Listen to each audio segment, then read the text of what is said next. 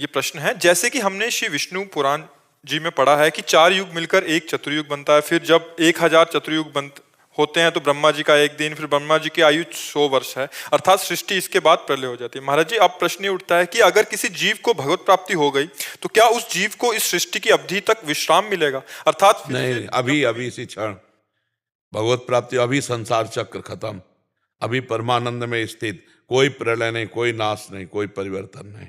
उसी को तो जीवन मुक्त परम पद कहते हैं, जहां प्रलय का भी प्रवेश नहीं। प्रलय ब्रह्मा जी के द्वारा रची हुई होती है, हम ब्रह्मा जी के द्वारा रचे नहीं, हमारा शरीर रचा हुआ है। शरीर अभी नष्ट हो जाए कोई फर्क नहीं पड़ता, हम अविनाशी चेतन अमल। और ये जब बोध हो गया, भगवत प्राप्ति हो गई, तो सब भय खत्म, सब नाटक खत्म माया का। जग गए तो स्वप्न में कत्ल हो रहा था, बच गए ना। जो सपने सिर काटे कोई, बिन जागे दुख दूर न होते, सब स्वाप्निक है। सृष्टि रचना भी स्वाप्निक है, सृष्टि पालन भी स्वाप्निक है, और सृष्टि का नाश भी स्वाप्निक है। उस अविनाशी का न रचना होती है, न उस अविनाशी का पालन होता है, न उस अविनाशी का विनाश होता है। वही अविनाशी तुम हो। नैनम छिंदन्ति शस्त्राणि नैनम दाहति पावका न चैनम क्लेदयन्त्यापु न शोष्यति मार्त्वा। यही आत्मबोध है। और उसी सच्चिदानंद का जब दर्शन होता है तो तत्व ज्ञान अपने आप हो जाता है। खत्म खेल, ये सब भय खत्म। समझ रहे हो ना, ये माया का जादू है। उमा कहूं मैं अनुभव अपना, सत हरि भजन जगत सब सपना। अभी समझ में नहीं आया?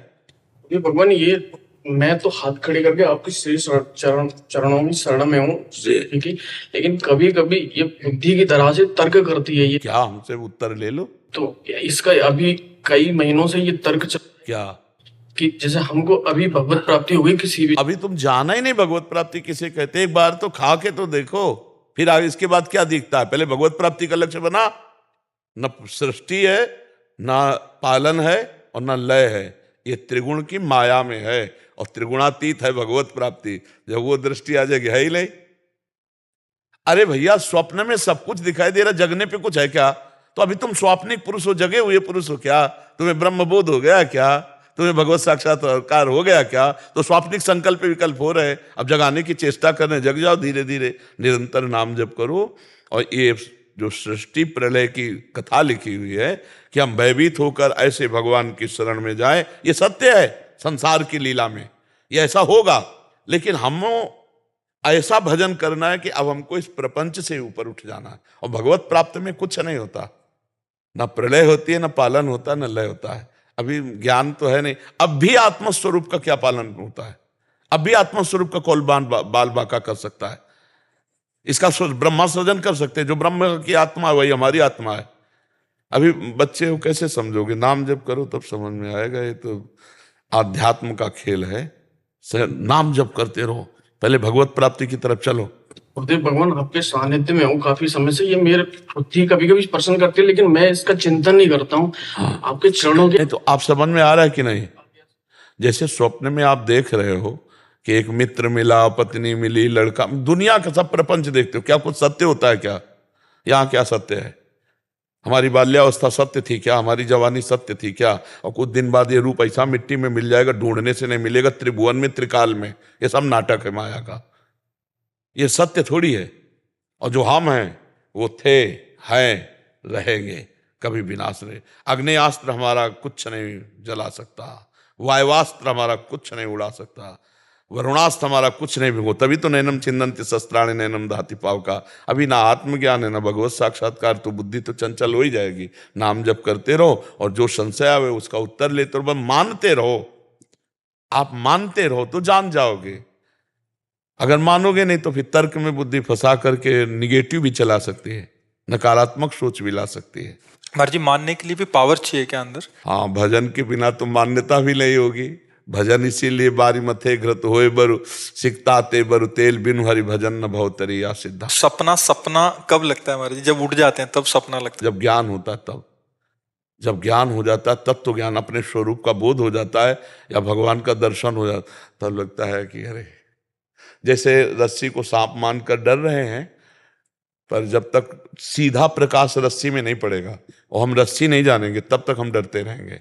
और जब प्रकाश पड़ा देखा रस्सी तो हंस देंगे कि यार ये तो रस्सी थी, हम इसे सांप मान रहे थे। ऐसे ये सर्वत्र ब्रह्म व्याप्त है, सर्वम खलमिदम ब्रह्म, यहाँ कोई भय का विषय नहीं। पर जब तक हम ब्रह्म बोध नहीं कर लेते तब तक भय से निवृत्ति नहीं हो सकती।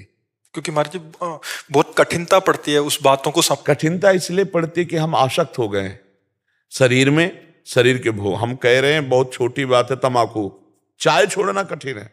आप देख लो ना, हम छोटी छोटी आदतों में फंस गए, फिर इतने बड़े शरीर में फंस गए और शरीर के भोगों में फंस गए। अब इसको छोड़ना तुम खिलवाड़ समझते हो क्या? चाहे जितना उपदेश दे लो, चाहे सुन लो, जब शीशा से तिलक लगाओ तो लगता है ये हमारे माथे पे सही तिलक लगा है ना, हमारे सीधे मैं का तदात्म भाव इसमें है। और जब ये आ जाए कि ये शरीर अलग है, अंदर का विषय, और मैं इससे अलग हूं, तब अलग खेल शुरू हो जाए। अभी तो इसीलिए कहते हैं सिर्फ नाम जप करो, सिर्फ नाम जप करो, आगे का सब काम नाम संभालता चला जाएगा। नाम जप के बिना कुछ नहीं होने वाला, नाम जप के बिना कुछ। भगवान का मधुर मधुर नाम जो प्रिय लगे, जो गुरुदेव ने दिया हो, वो नाम जप करो, वो सब प्रकाशित करता चला। भगवान के भजन से लोक परलोक शास्त्र सबका ज्ञान हो जाता है। बस भगवान में बुद्धि लगा दे। अगर भगवान का भजन नहीं करोगे तो फिर ये तर्क में और नाना प्रकार के उसमें माया फंसा सकती है। अपने को चलने में ऐसे ऐसे संकट पड़े हैं कि बस लगा है कि अब रास्ता बंद, वहीं भगवान का स्मरण किया, तुरंत रास्ता खुला, अंदर का तुरंत रास्ता। अच्छा यहाँ से ऐसे ऐसे, ये बहुत बहुत बड़ा मतलब बंधन है, कोई छोटा नहीं। गुरु स्वामी तुलसीदास जी कहते जड़ चेतने ग्रंथि पड़ गई, यद्यपि मृषा छूटति कठिन। बहुत कठिन है, नहीं कठिन। अब देखो प्यास लगेगी तो आप कहोगे कि प्राणों को प्यास लग रही, मेरे को नहीं।